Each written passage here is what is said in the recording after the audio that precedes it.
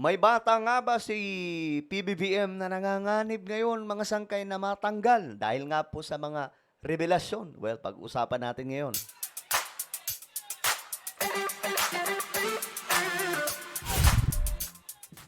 Yo guys, what's up? This is me. I'm back for another vlog.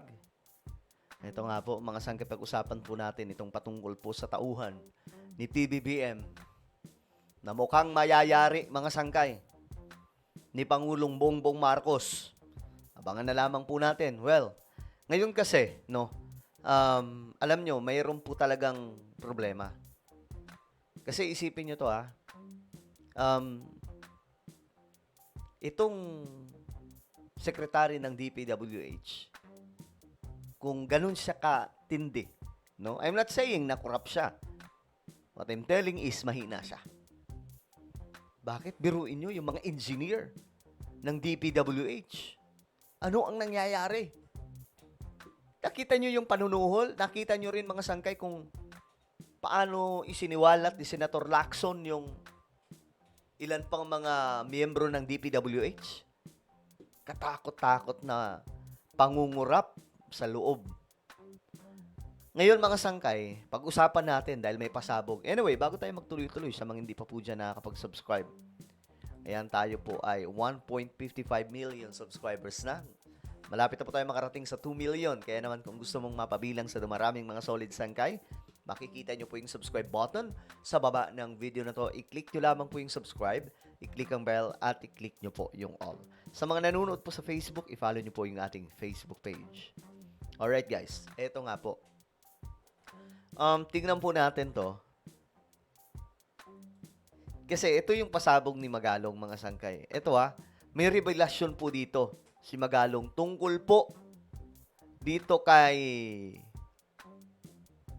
DPWH Secretary Bunuan. Ito pakinggan po natin. Pakinggan po natin, mga sangkay. Mayor, kung i-reduce lang po natin in simpler terms, sa bawat 100 piso nagagastusin para sa proyekto ng gobyerno pala, 30 pesos lang ang napunta sa construction, yung sa execution ng proyekto. Grabe. 8% sa tax. So, But is 7% and 1% is bond. So 60% halos kinurakot po lahat yon. Ganun po katindi yung problema. Grabe. 60%. Nakukurakot. Diyos me, Marimar. Wow. dilimpak-limpak po yung kinikita ng mga kurakot pala. Some of them are stealing 1 billion a year, more Grabe. than. And if Ito alam ko may mga iba dito, mga sangkay, parang iba yung tingin kay Magalong. No, I have also some pro-government vlogger na may sinasabi sa kanya. Ako naman kasi neutral po ako. Kinukuha ko talaga yung mga impormasyon na pwede natin magamit na sumasalamin sa realidad. At dito kasi, may ni-reveal siya patungkol po dito sa secretary ng DPWH, mga sangkay.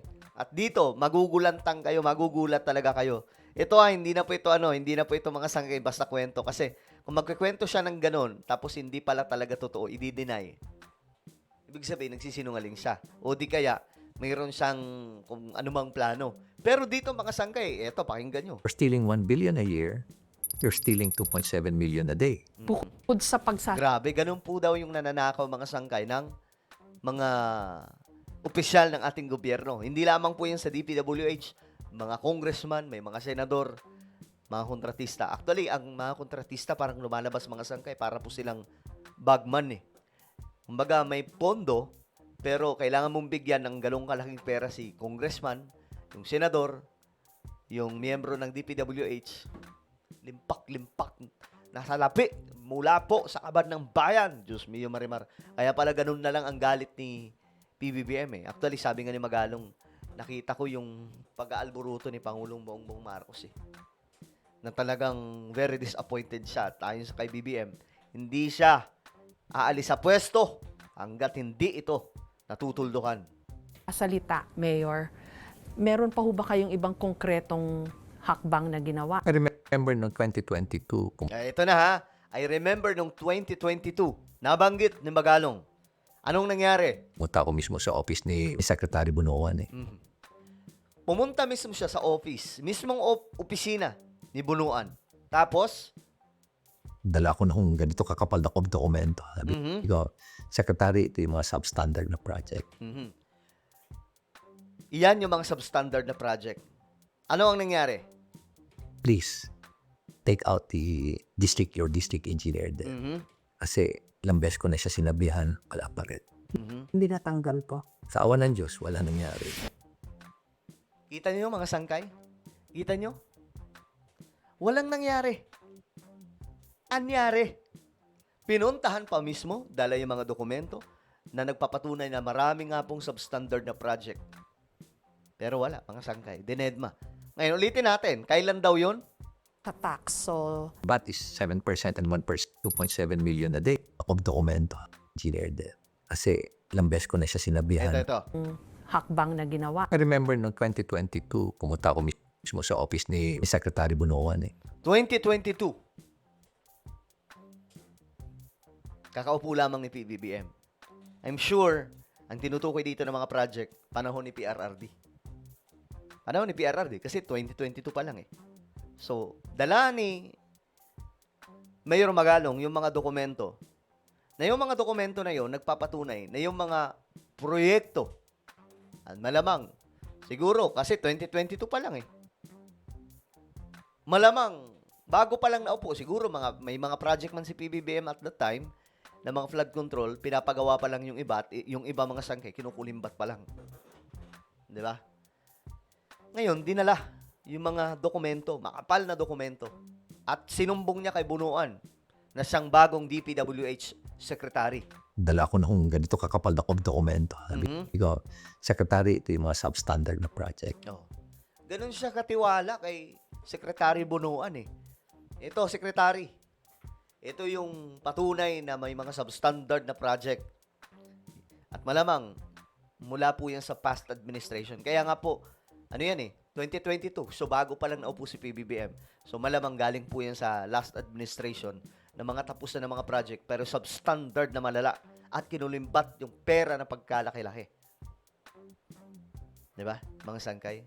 Kaya nga dapat imbestigahan ni PBBM eh. Hindi lang yung kanya, pati yung kay PRRD, lahat na, tulay, kakalsadaan, eskwelahan, 'di ba? Mga flood control, kung totoo nga bang nag-i-exist. Ngayon, ito ang nangyari mga sangkay. Please, take out your district engineer there. Kasi ilang beses ko na siya sinabihan, Ito yung kanyang sinabi kay Secretary Bunuan at that time, 2022 mga sangkay. wala pa rin. Hindi natanggal po. Sa awa ng Diyos, wala nangyari. Walang nangyari. You see, guys, ay kita po natin dito mga sangkay na matindi yung kapit, no, nitong nakasanayan na sa loob, yung sistema mga sangkay. Ngayon ito, nanawagan nila si Secretary Bunuan. Sinubukan naming hinga ng pahayag si DPWH Secretary Manuel Bunuan. We are now validating all the documents, but there are already projects that we have found out na either di namin makita o half Kita nyo? Kailan lang sila nag-action? Ngayon lang. Kung kailan si BBM nagsalita na. Nung si Magalong pa lang walang walang nakikinig sa DPWH. Mismo sekretary ng DPWH hindi nakikinig. Ano ba? Kaya nga, questionable eh. Imposibleng. Ay, naku po. Diyos mio, Marimar. Kita nyo, we are now validating all the documents but there are already projects that we have found out na either hindi namin makita o half done. So, bakit wala kayong ginawa nung una pa lang? Eh, di sana nagkabistuhan na. Nung 2022 pa lang, eh, di sana bistado na. Kita nyo? Kung hindi si BBM nagsalita, walang gagawin ng DPWH. Kaya kung ako kay PBBM, sibakin niya na to. Pambihira. Grabe. Ito ang sabi ni Magalong, mga sangga. Ito ha. Talagang makatotohanan to. Sabi niya, oo, kilalang kilala niya. Yan ang sagot ni Baguio City Mayor Benjamin Magalong nang tanungin siya kung may alam si Department of Public Works and Highways Secretary Manny Bunuan kaugnay sa mga sangkot sa issue ng flood control project sa bansa. Sabi niya, yan sa panayam sa kanya sa usapang Real with Lucci ng dating eto. Sabi dito, paanong hindi mo malalaman? Ikaw ang head ng department, ikaw ang manager, ikaw ang leader sa ng alkalde. You are a leader. You're a leader, hindi mo alam kung anong nangyayari sa opisina mo, napaka-imposible nun. Alam mo, something is happening. Kahit nga ako, mapapaisip din talaga ako. Isipin nyo pinuntahan pa po si Bunuan at that time. Walang ginawa. Kailan may ginawa? Ngayon na, kung kailan si BBM nagalit, kung kailan nabisto ni PBBM, siguro din nila akalain. Ay, nako. Well, ano po ang inyong opinion? Comment down below. Diyos mio, marimar. Meron po tayong YouTube channel, Sangkay Revelation. Hanapin nyo po ito ngayon sa YouTube. Kapag nakita nyo na, i-click nyo po yung subscribe, i-click ang bell, at i-click nyo po yung all. Ako na po yung magpapaalam. Mag-iingat pong lahat. God bless everyone.